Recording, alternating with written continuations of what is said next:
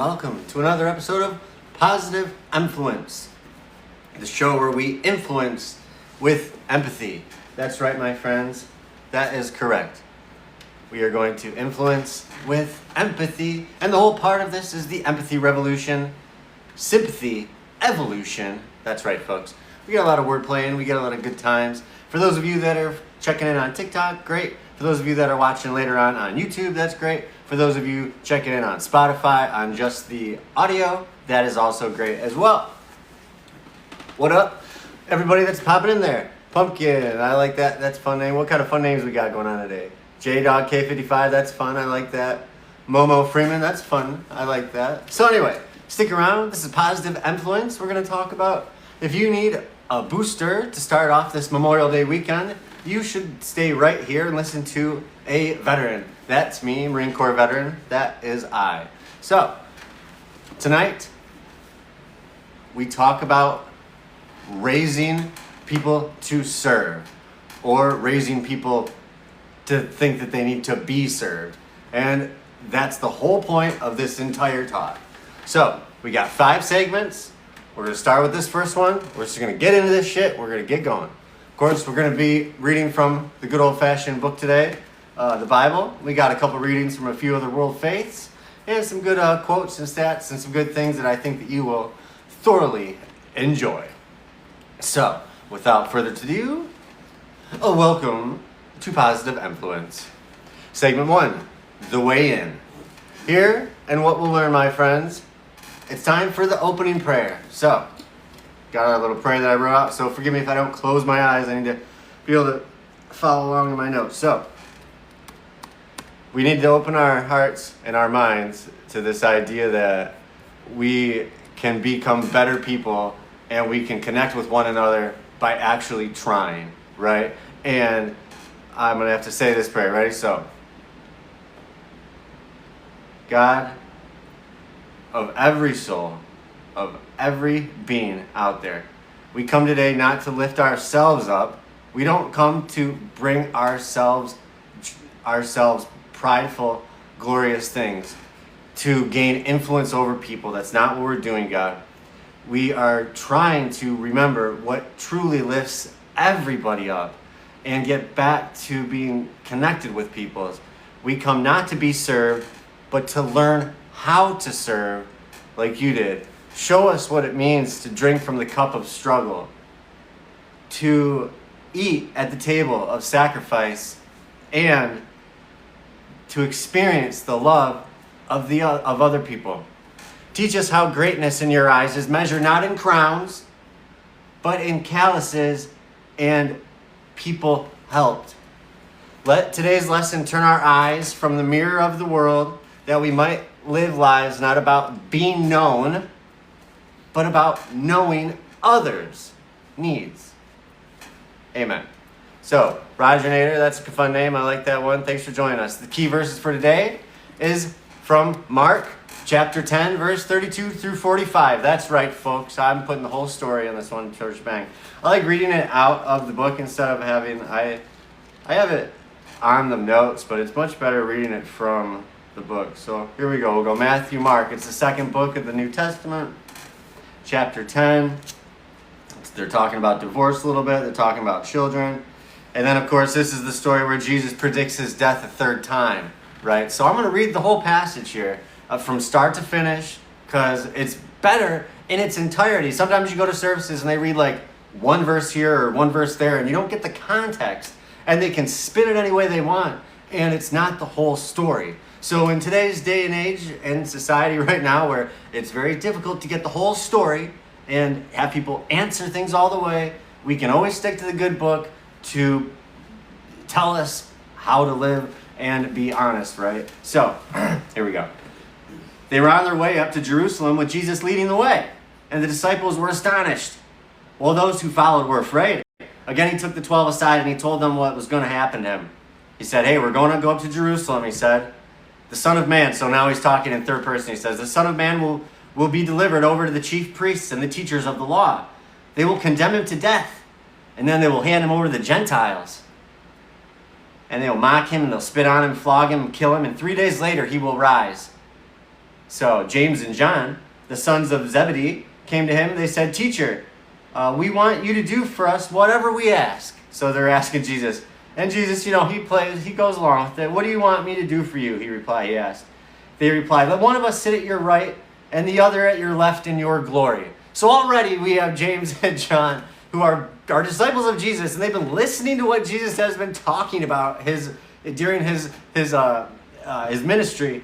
And obviously, being humans that we are, we have the stuff that's just right in the face, but we still continue going on. And they're like, "Oh, we want to be glorified," and glory next to you. So he goes, "You don't know what you're asking," Jesus said. "Can you drink the cup I drink and be baptized with the baptism I am baptized with?" "We can," they answered. Jesus said to them, "Well, you will drink the cup I drink and will be baptized with the baptism I will be baptized with. But to sit at my right or my left is not for me to grant. These places belong to those for whom they have been prepared." When the 10 heard about this, so the other 10 disciples, right? It says here, they became indignant with James and John. So they're infighting amongst the disciples much, right? You think, "Oh, these guys are just great. Oh, they live Jesus' word. They know everything. They're almost as good as him, right? No, get out of here." It was straight politics, probably like anything, right? And humans be humans, right? And so when the 10 heard this, they became indignant with James and John. Jesus called them together and said, "Hey, you know that those who are..." And this is where the whole lesson of everything comes in. So if you have missed everything today, Audrey Jungle, Scott Bugg, Eleanor Barr, 1109, and Moma Freeman. That's right. And Roger Nader, what up, my friend? If you have missed anything today, listen to this next 15 seconds and it could change your life. Okay? So Jesus called them all together and he says, "You know that those who are regarded as rulers of the Gentiles lord it over them, and their high officials exercise authority over them. Not so with you. Instead, whoever wants to become great among you must be your servant. And whoever wants to be first must be slave of all. For even the Son of Man did not come to be served, but to serve and to give his life as a ransom for many." And sometimes you can read that type of stuff and get like overwhelmed with emotion because it's just over the top, like, whoa, right? So here we are, we got a bunch of humans arguing amongst themselves and being nuts and picking and prodding over Jesus. He just blows them all out of the water. He's like, "Guys, like, come on. If you want to be the greatest among you, you must serve everybody. Why are we teaching our kids that the goal of life is to make money and to gain influence and prestige and power? It's crazy. And it's developed, and what we are seeing right now in the world is the culmination of all these terrible fucking choices that we have made over the past while, right? So anyway, if you're chasing greatness, the path doesn't go up. It goes down into service. To be great, you must give. The path does not go up, right? Even Jesus, the one they called Lord, came not to be glorified by others, but to give himself away for us. Right, so in verse 38 he says, "Can you drink the cup I drink or be baptized with the baptism I am baptized with?" That's kind of a weird take, but he's like, Jesus is asking, are you truly ready to live the kind of life I live? He's like, what? Okay, so you guys are infighting amongst yourself, but okay, I'll play along with you to just teach you this lesson and school you easily. Like, are you even worthy to drink the same cup that I drink? Are you willing to walk my path, man? Are you willing to wear my shoes? Are you willing to do the dirty work? Are you truly ready to live the kind of life I live? Because it's not about power. It's about sacrifice. And that's where everything in our society has been flip-flopped and flu-flammed, right? Isn't that right, Maverick? J-Dog K55, you know it. You know what I'm talking about. I love it. Thanks for the love. I appreciate it. How about this? Let's swing it back around to Micah 6:8. He has shown you, O mortal, what is good. And what does the Lord require of you? What does the Lord require of us?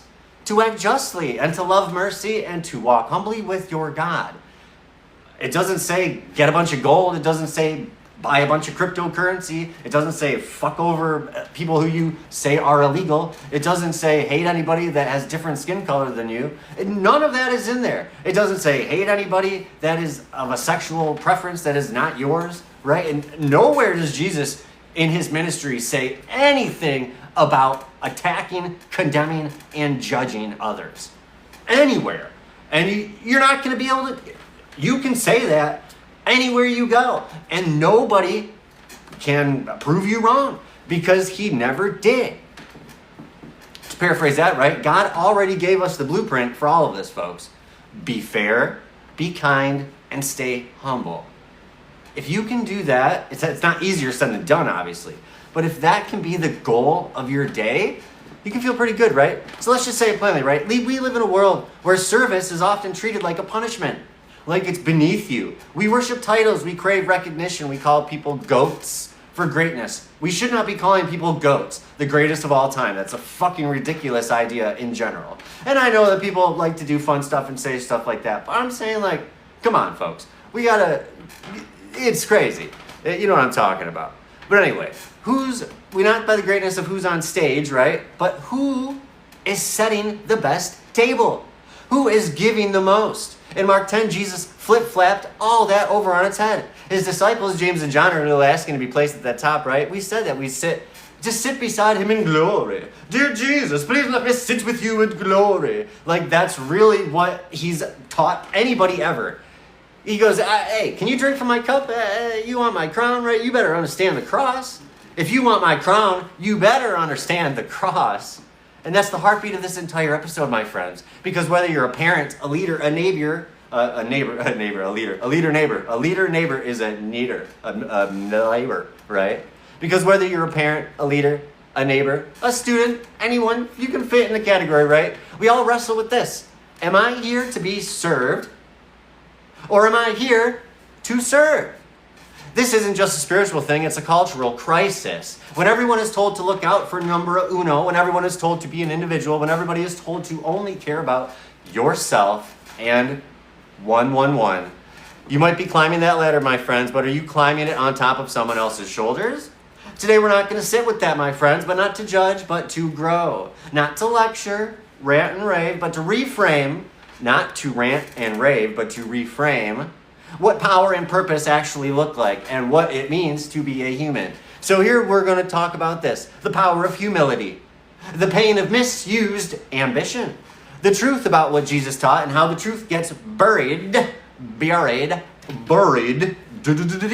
under noise. We'll explore how this mindset affects our families, our politics, our economics, and even our mental fucking health. Yes, that's right. Spirit, mind, body. It's all connected. And we got to start to learn how to fix it.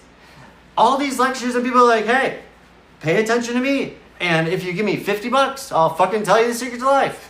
They don't fucking know shit. So the secret to life is here to be found by normal people, everyday folks. You don't need a fucking pope. You don't need some crazy cult leader. You don't need some person to fucking tell you how to do everything. You need someone who can teach you how to think for your fucking selves. And that's what this place is about. Thinking for yourself and critical fucking thinking. We've completely stopped teaching our kids how to problem solve.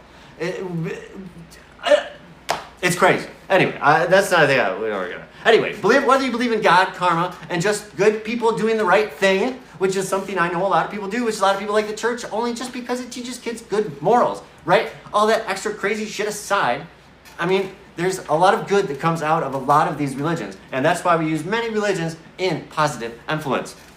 Anyway, one thing is true amongst a lot of these things. Serving others proves that you can change everything. You want to talk about change? You want to talk about having change? We need to learn to serve one another, right? How about this? Greatness is God's kingdom, right?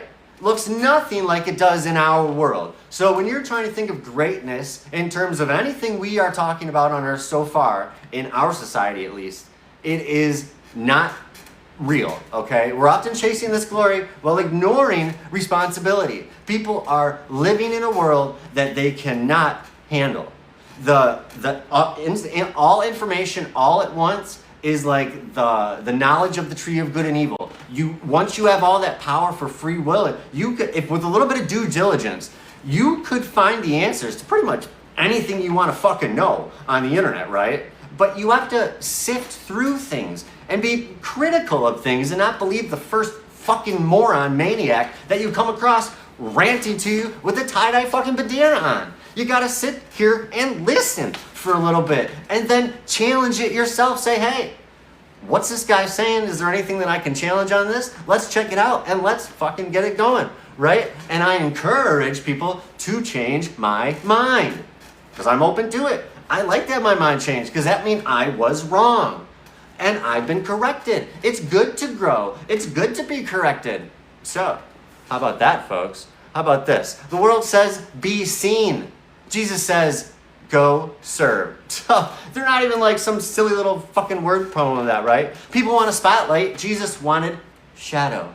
He wants you to be for others. Real power doesn't need an audience, my friends. And drinking that cup is not about ceremony. It's about commitment, right? When Jesus talks about the cup, he means pain, sacrifice, empathy, not just belief or faith or thoughts and prayers, right? That doesn't do shit.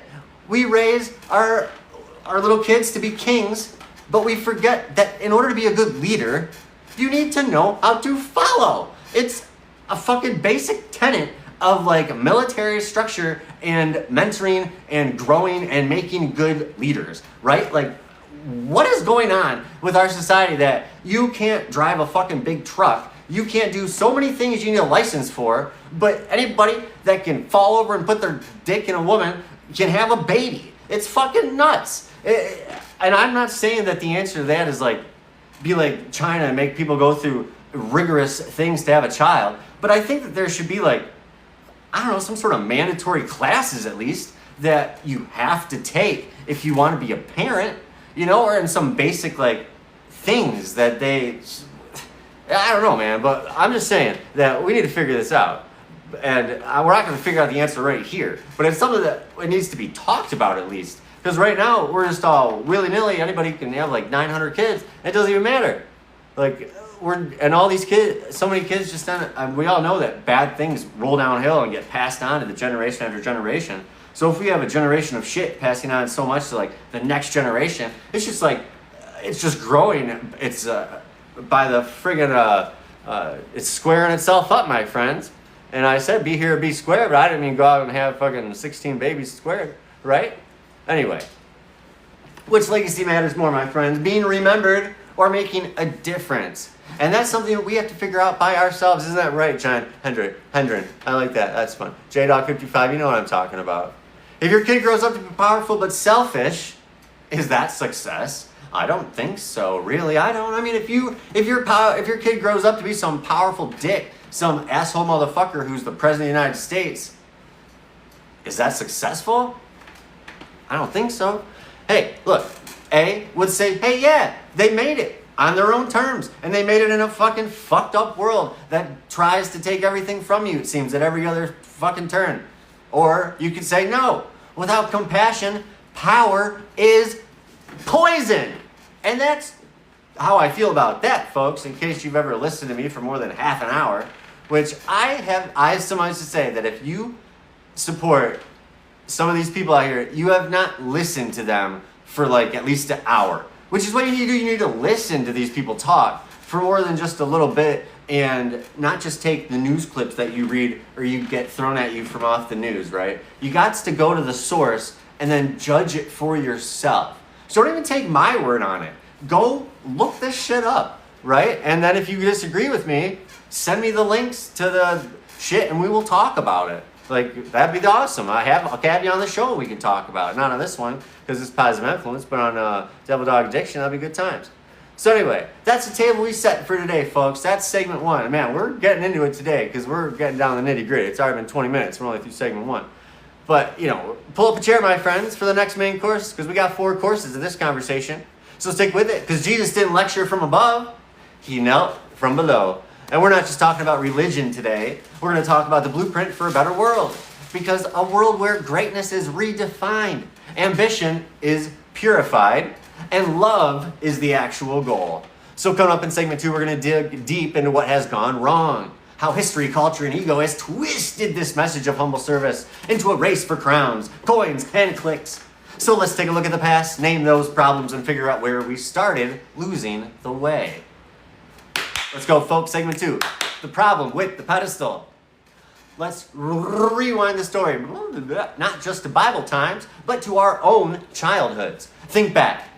When were you first told you had to be somebody? When were you first told, hey, you need to be somebody, or you need to do this or that, or you need to be who? When did someone put you into that box that they fucking put you into, right? For most of us, the unspoken rule is this. If you want to matter, you better climb, climb, climb. If you want to matter, you better do something. If you want to matter, you better work hard. You better take advantage of the shit that you had to take advantage of, and you better do it, do it, do it. You better be first, you better be one, you better be on top, you better be the bomb diggity dog, right?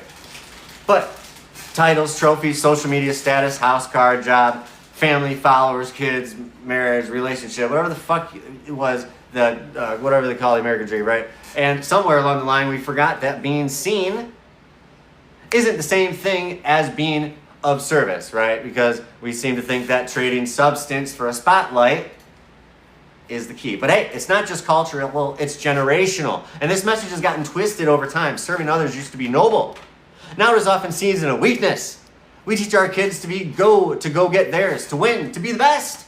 But we rarely teach them how to lift someone else up, to be the share, to make sure that others get served before them. From politicians to pop stars, we glorify the people who rise, without asking what and who they stepped on to get there. And it's not that success is bad. It's not bad. Success is not bad. But success without a soul, success without purpose, success without feeling and love is just glitter on garbage, my friend. It's lipstick on a motherfucking pig. And Jesus saw this too, and that's why James and John's request stung so much, because they weren't evil.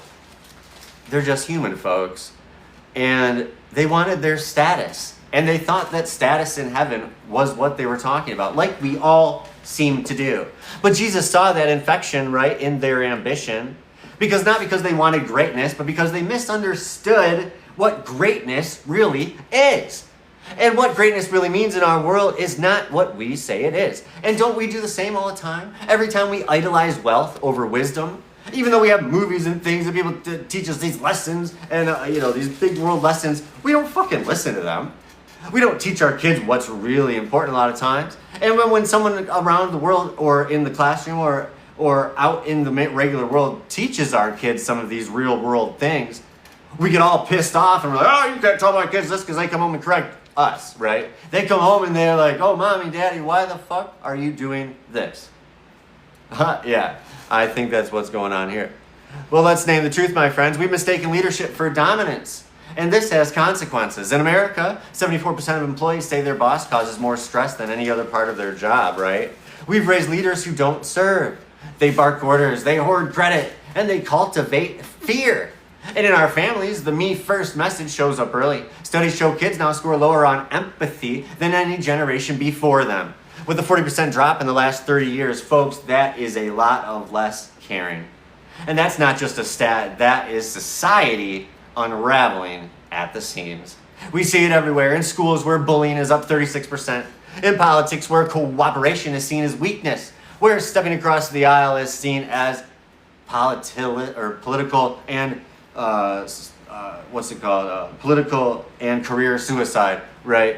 In social media where self-promotion is currency, we built a world where service is invisible and selfishness is viral. And this is not what we were made for, folks. This is not what humans are supposed to do. And Jesus tells us plainly, the greatest among you will be your servant. This isn't just religious poetry, it's instruction. It's the antidote to our social sickness. And when we stray from it, we end up in a culture where ego is armor and empathy is ammo. What up, J-Dog55? What up, Momo Freeman? I like that. And we're also going into other scripture, folks. You know we support other scripture and other religions in positive influence. How about Buddha, my friends? Buddhism, right? The Dhammapada 5. Hatred is never appeased by hatred in the world. By non-hatred alone is hatred appeased. This is the law eternal. To paraphrase, the only way to stop the cycle of harm is through compassion, not retaliation. You're not going to revenge yourself into a healthy and peaceful world, my friends. So just like Jesus taught servant leadership, the Buddha teaches that real power comes from the absence of ego, the letting go, from choosing peace when pride is screaming in your head louder and louder. How about this? To quote Mahatma Gandhi, the best way to find yourself is to lose yourself in the service of others. If you're wondering who you really are, try giving more than you take. If you are feeling upset with yourself more often than you don't, if you were to fill out those little things when I go to my therapist, or to the drug treatment center and all that good stuff when I go to the therapy, and they're like, hey, fill this out. In the past 30 days, have you felt more happy or sad, right? And you're like, oh, sad. How many days? 30. They're like, oh, how many days have you felt worthless or without hope? More than half, right? Like that type of shit. If you are feeling like that, just try to give more than you take, and you will meet the truest self that you are in that act, my friends. Power with no purpose is just noise, and loud doesn't mean right. Saying the same thing over and over and over again, louder and louder and louder, does not make you right. There, I've said it. So a lot of people are going to be not happy with that, because a lot of people do that and they use it as the reason for why they are good at whatever the fuck they do, right? We don't need more leaders, right? We need more lifters, okay? Leadership is not about the title. It's about who you carry with you when you climb. If you can climb the ladder and lift others up with you, we are all stronger because of it.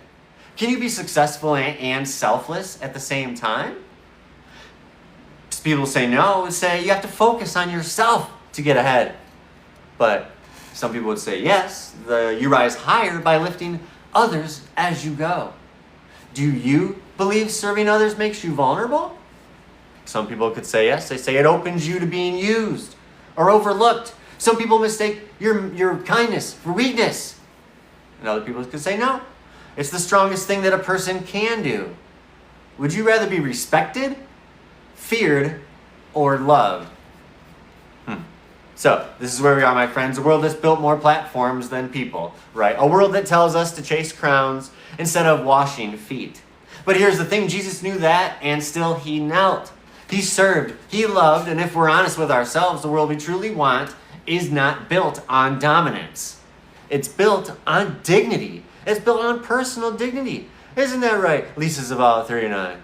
You know, because up next in segment 3, that's right, we're 2 are down, only 3 left. We're taking this problem and making it personal. Who does it hurt? Who carries the weight of this twisted view of success? And spoiler alert, folks, it's not the ones sitting on top.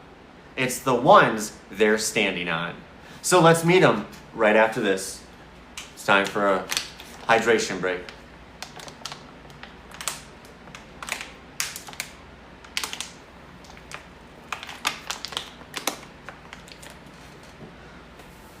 Okay, let's talk about who carries the burden when a society loses sight of service, right?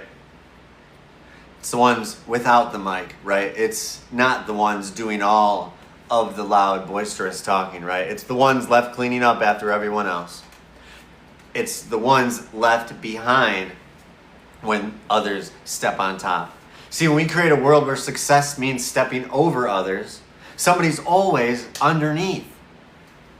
And when service is seen as weakness, guess who gets treated as weak? The very people doing the work that holds everything together. Mothers, nurses, teachers, caseworkers, and yes, the poor, the addicted, the forgotten. These are the people who are punished by a culture of selfishness. When addiction is framed as a moral failure instead of a public health crisis, who suffers? When veterans return from war and are expected to figure it out, who suffers? When single mothers work 2 jobs but are shamed for needing assistance, who suffers? When kids grow up in homes where ambition is praised but compassion is ignored, who suffers? It's not just individual pain, it's systemic erasure. It's censorship of emotions. We've created entire systems that run on the labor, love, and lives of the very people we refuse to honor. Hell, the very people that we have vilified and turned into enemies of a very nation whose sole purpose is to raise up others in the world and to give a place for people to come that need a place to worship free, that need a place to work hard and make a living and speak their language and bring their culture, but also become one as a bigger culture of everybody's kind of combined, right? Hey, and if this hits close to home, it should, because these aren't them, right, folks? They're us. They're our neighbors, our families, our friends. They're real people, and we all lose when the people with the most compassion are left with the least resources. How many times do we see this? We always say that the people that have a whole bunch seems to be so selfish, so over the top greedy, right? And then we praise them for having a whole bunch. It makes no sense. This isn't about feeling bad for others. This is about understanding that our survival as a society and as a culture, as a human race, and our joy, happiness, they're all tied up with theirs. We are all intertwined, folks. Whether you have this, that, or whatever title, whether you have this, that, or the other possessions, we are all in this together, my friends. And the sooner we realize that, the sooner we can grow and get past this terrible, terrible section of time that we are in. And until we see this invisible systemic damage that's happening, we're going to keep building a world that doesn't work for the ones that keep it standing. So let's walk through the rooms of this broken house, folks. Room on the left, first one, veterans. Over 30% of post 9/11 veterans report having trouble adjusting to civilian life. Suicide rates among veterans are 1.5 times higher than that for civilians. 17.5 a day. These are men and women trained to serve, now abandoned because they can't rebrand their service into marketable skills. How many times do we see a 4-year college degree taken over a 4-year military service, even though the degree has nothing to do with the job, but the people hiring say, oh, I just wanted to see if you could hold a commitment. I just wanted to see if you could follow through. I just wanted to see if you could show up. Oh, military service? Get the fuck out of here. 4 years of military service with an honorable discharge or 100% disabled and an honorable discharge is fucking way more impressive than a fucking 4-year college degree. There's so many. You could be a complete fucking idiot and get a PhD in some colleges and programs, okay? So don't give me this shit that education and letters after your name make the person, okay? It's just not true. And a lot of times people can just fucking make up whatever the fuck they want and call themselves that, and then they're like, oh, I'm a professional at this. Get the fuck out of here. Anyway, in women, how about this? Globally, women perform 76% of unpaid caregiving labor. They're serving constantly, but they're dismissed, they're underpaid, or they're ignored entirely. But it's dismissed and underpaid and ignored women that are getting screwed over in 76%, right? In leadership, women make up only 10% of Fortune 500 CEOs, yet make up over 80% of primary caregivers. Nearly 20 million Americans suffer from substance use disorders. So addicts are in this house, right? Nearly 20 million of them, but fewer than 10% receive treatment. Why? Because we treat addiction as a character flaw. We treat addiction as a personal choice. We treat addiction not as a wound. We punish people for symptoms of pain instead of asking where it came from and how can we help them heal. Children are also in this house of shit. Kids raised in high-stress, low-empathy environments are twice as likely to develop anxiety, depression, and kids raised in high-stress, low-empathy environments are twice as likely to develop anxiety, depression, and behavioral issues. Twice as likely. That's 100%, folks. Bloop. Doubled, okay? If we teach them to win, but not to feel for the losers, we raise kings with no kingdom. And the poor, yes, the poor, once again, the people everybody says they care about, but nobody wants to put their full money where their mouth is, right? 40% of Americans don't have $400 for an emergency. Yet the myth persists that poverty is personal failure instead of a systemic setup. Serving the poor is not charity. It's course correction, folks. Serving the poor, Jesus says in the Bible, if you give to people that can give back to you, if you give to people in service to someone that can pay you back, it's not service. Okay? It's not even charity. How about this? The Quran 2:177 says, righteousness is not turning your faces toward the east or the west, right? Which you see a lot of people do. But righteousness is in one who believes and gives wealth in spite of love for it, right? To relatives, orphans, the needy, the traveler, those who ask for help, and for freeing slaves. And that's the Quran, folks. That's Islam for you. True righteousness isn't about appearance or rituals. It's about taking care of people, even when it costs you something. So, in the Middle East, where we have tons of Muslims, they have all that oil, they have all that money, and they're doing a whole lot of damage to the world. And they really fucking hate women, right? Women get a bad rap pretty much anywhere. But the Middle East takes the cake for treating the shit out of women, folks. But hey, just like Jesus, the Quran shows us that faith without action is hollow. Service is the currency of real belief. And I'm saying this, that people all over the world take religion and they pervert it to serve whatever goal they have, okay? And that is the goal of what we are trying not to do here, okay? To quote Brene Brown, it said, empathy has no script. There's no right way or wrong way to do it. It's simply listening. Hold space, withhold judgment, and emotionally connect.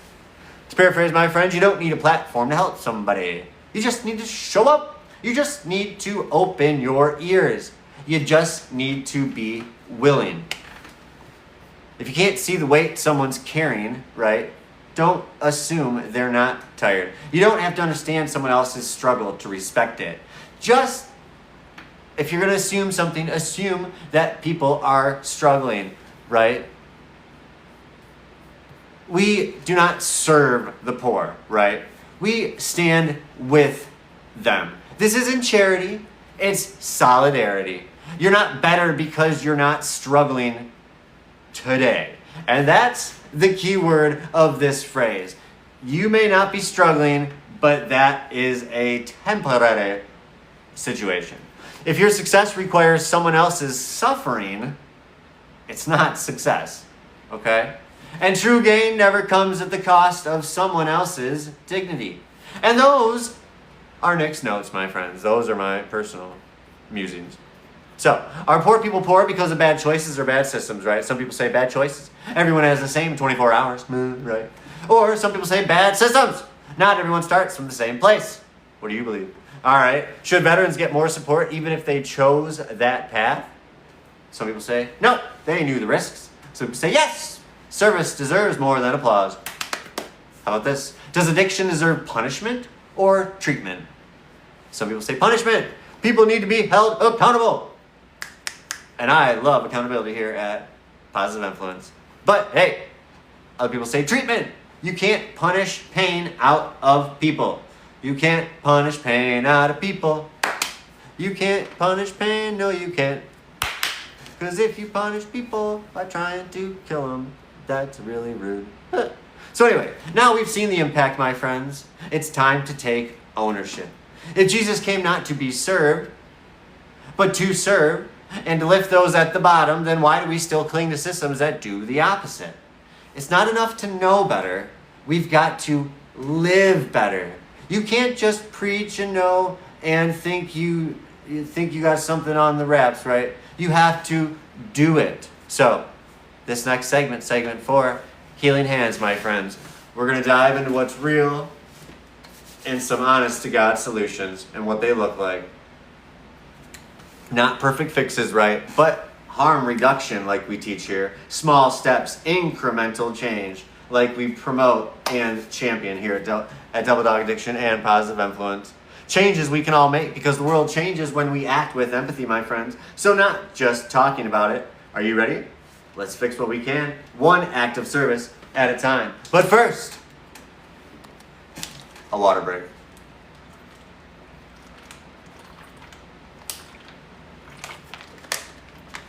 Alrighty. If you're just joining us, we're getting into segment 4. That's right, Positive Empfluence. We're talking about serving today. So, healing hands, my friends. How do we fix things? If you're just joining us, this is a great time. That's right. What do we got here? Butterfly Rose. Oh, that's fun. Flora DU. I like that. That's a good name. Momo Freeman still there. Lisa Zavala. I like it. Because truth is, healing the world doesn't begin in Congress or cathedrals. It starts in kitchens. It starts in classrooms. It starts in corners of our communities. Real change happens in the everyday when regular people decide to show up for one another, okay? So when we stop asking, what do I get out of this? What do I get out of this? What can I get from this, right? When we stop asking, gimme, gimme, gimme, and we start asking, how can I make this better for someone else? How can I leave a place I go better when I leave than when I was there? Same goes with Earth. We got to leave it better when we leave than what it was like when we got here. Or at least we got to try, right? Jesus had a plan, and he said it plain. He said he came not to be served, right, but to serve. And if the most divine being in the history of the world, the history of the universe, right, wasn't above getting his hands a little dirty with anybody that he deemed dirty, or anybody that he deemed sinners, or anybody that he deemed not worthy, right? This isn't about being perfect, it's about being present. Empathy is not a trend. So, when this becomes the most popular thing in the entire world, it is not going to be because it is trendy. It's going to be because it actually makes people feel better, okay? And in a world where everybody's giving you get rich quick and get rich deep down happiness quick, it's not going to work. What up, floor to you. So healing isn't about grand gestures, right? It's about consistent compassion. And it starts early. One of the most dangerous things we do as a culture is raise kids to serve themselves first. We tell them win, win, win. We tell them to grind. We tell them to take what's theirs. But when did we stop teaching kindness? When did we stop honoring generosity? And when, if we raise a generation that only knows how to demand, take, and not give, we are building a world of kings with no citizens, CEOs with no conscience, influencers with no influence that matters, right? Or things that actually help. We don't need more bosses. We need more brothers. We need more sisters. We need more servants who lead, okay? So what does this look like to serve with healing hands? It looks like this. Number 1, harm reduction instead of harsh judgment, okay? We've seen that punishment doesn't heal. In fact, it often hardens. Whether we're dealing with addiction, poverty, or broken families, right? The first step is compassion, not condemnation. Communities using harm reduction methods like free naloxone access and safe use programs have cut overdose deaths by as much as 45%. That's not enabling. It's preserving life long enough to give healing a chance. The miracle is very slow and hard to get in addiction, okay? And number 2, incremental change over instant results. You don't fix generations of trauma with a single outreach event. You don't fix life of addiction with one intervention. You ask people what they need, not just what you want to give. You cannot be giving with all these strings. True transformation is slow, but it's solid and it's real and it's not a constant up. It goes up and down, but it's a trend that goes upward. Programs that can provide job training, child care support, stable housing, medicated assisted treatment for opioid use disorder, and stable housing have been proven to reduce recidivism, which is when bad things are passed down from generation to generation. Informally incarcerated is down from generation to generation. Informally incarcerated individuals by 43%. That's almost half, folks. That is a lot more people having a good life. And this is how we plant seeds, not throw Band-Aids, okay? And number 3, we have to rebuild the definition of greatness. Kids mimic what we celebrate. So we've got to start praising the right things for Christ's goodness sake. We have to celebrate kindness. We have to celebrate honesty. We have to celebrate emotional intelligence, Aw. Volunteer together. I just went crazy and broke my whole thing. Talk about your feelings, folks. Let your sons cry and your daughters lead, right? Studies show that empathy-based curriculums in schools improve behavior, reduce bullying, and increase academic performance, right? So, we don't raise selfish adults by accident. We program them. We work on them. We put care into it. And number 4, proximity heals perspective, right? Jesus didn't serve from a distance. You cannot serve correctly by just writing a check and saying, oh, here, I'll give some money to this right here. You've got to get involved. Volunteer. See where your money goes. Do something like that. Visit a jail. Mentor somebody. Serve in spaces that challenge your assumptions. Go somewhere that you have hard feelings of hate over somebody and see if maybe what you think is not right. And check it out. Because service up close will break your heart. And that is the beginning of everything. And to support this, my friend, we're going to go to Isaiah chapter 58, verses number 10. If you spend yourselves in behalf of the hungry and satisfy the needs of the oppressed, then your light will rise in the darkness, and your night will become like the noonday. So, when you pour yourself out for others, your own life becomes brighter. Serving doesn't just help others, it heals you too. And this is a common lesson here at Devil Dog Addiction and Positive Empfluence, because God's promise is not just that others will benefit from your service, but that you will become more whole, content, and happy in the process. And that, my friends, is grace. Service is not a sacrifice, my friends. It's a strategy. You want to feel better? Help someone else. That healing comes back around like a boomerang. The smallest step toward others is a giant leap away from selfishness, folks. So you don't need a program. Just start. One little text, one little meal, one honest moment. Your kids aren't learning from what you say. They're learning from what you celebrate, and what you do, and what you clap the loudest for. When they win, but stay quiet when they're kind, they notice that stuff. So, should we be teaching kids to prioritize kindness over achievement? Some people say no. The world is tough. They need to compete. And others say, well, yeah, kindness builds character. Achievement without compassion is hollow, right? Like, come on. How about this? Is harm reduction a valid form of healing, or is it just an excuse? Some people say, hey, that's just an excuse. You're letting people off the hook. Sons of bitches. And other people say, hey, it's healing, man. You can't recover if you're dead or rejected, right? Does slow change really matter in a fast world? Some people say no. If it's not quick, it's not effective. And it's not effective, it's useless. Some people say, well, yeah, the slow work, the work that you put a lot into, is the real work that lasts and the results flourish.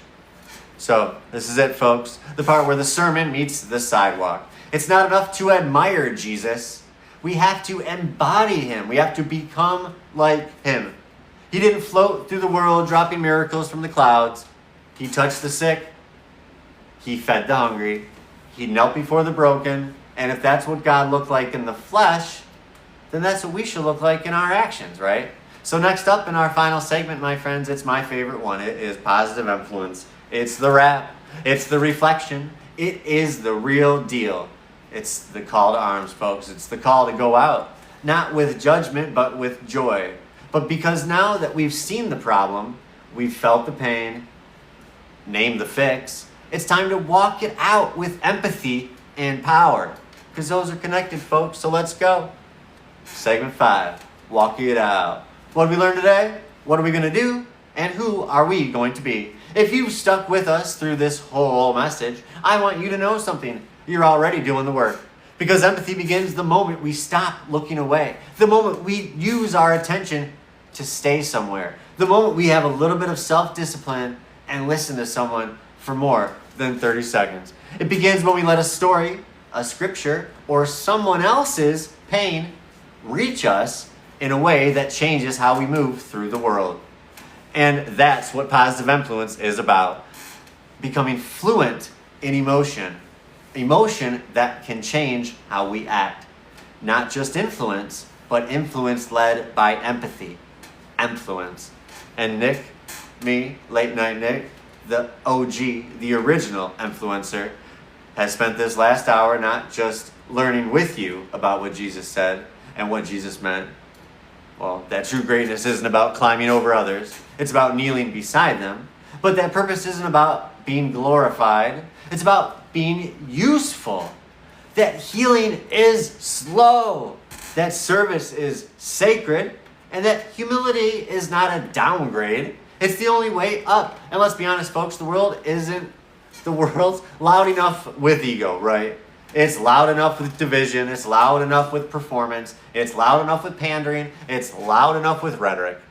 The louder thing, though, and this is it, folks, quiet love. Now, silence, look away silence, is not the same thing as quiet love. Showing up when no one's clapping, that's the key. Giving when no one's watching, giving without getting credit for it. Giving to someone that cannot give back.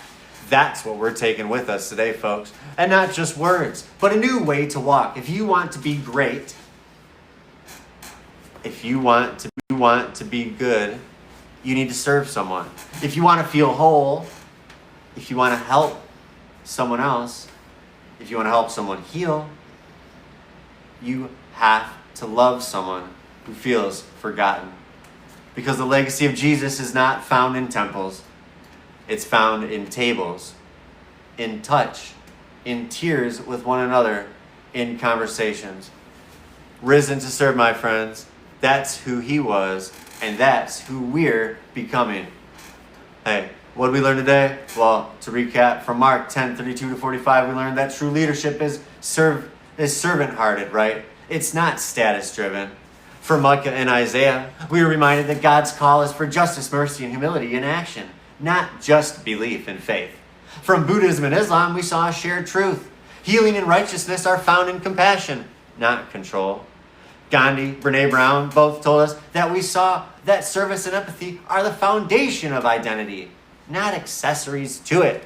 So just doing things as charity to do them for funsies onesies is not what it's about. We broke down the systems that reward ego but forget empathy. And we named the people who get left behind. We explored real-world fixes, right harm reduction, parenting with compassion, and proximity as healing. Get your hands dirty, folks. And we reclaimed the idea that serving is not soft. It is not weak. It's the most powerful thing that you can do. So, Nick's final notes for you, my friends. God does not need more performance. He needs more participants. Stop watching the world hurt and wondering why. Get into it. Get involved. Help someone. If you know anyone that needs a little bit of help, get in there, right? Isn't that right? Pretty green eyes. Green-eyed lady. Yes, that's right. The highest seat in the room doesn't matter if your soul is not in the right place. Jesus didn't shout from the sky. He walked with the wounded. He came into it. The divine does not demand a throne.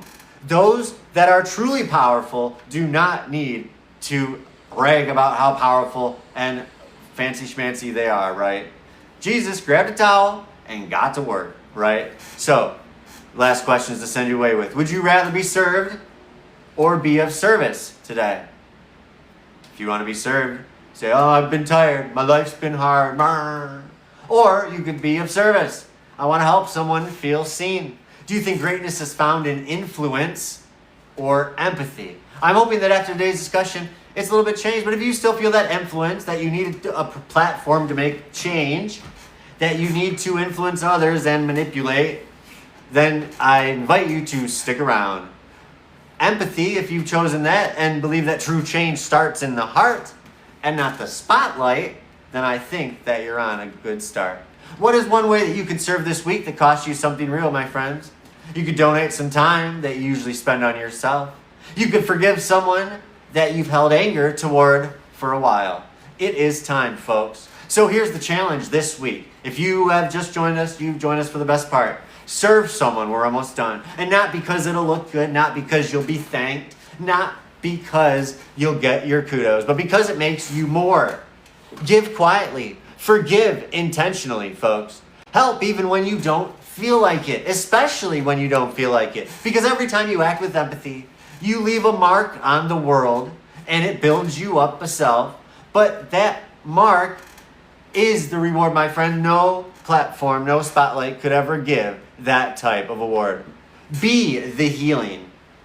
Be the hand. Be the one who was risen to serve. So, go in peace, my friends. Go in peace. And until next time, may you walk with humility. May you speak with truth. May you love with wild, foolish empathy and positivity. This is Positive Empfluence. Empfluence, my friends. The place where purpose is lived, not just posted. Hey, I'll see you guys next Sunday, 8 p.m. live.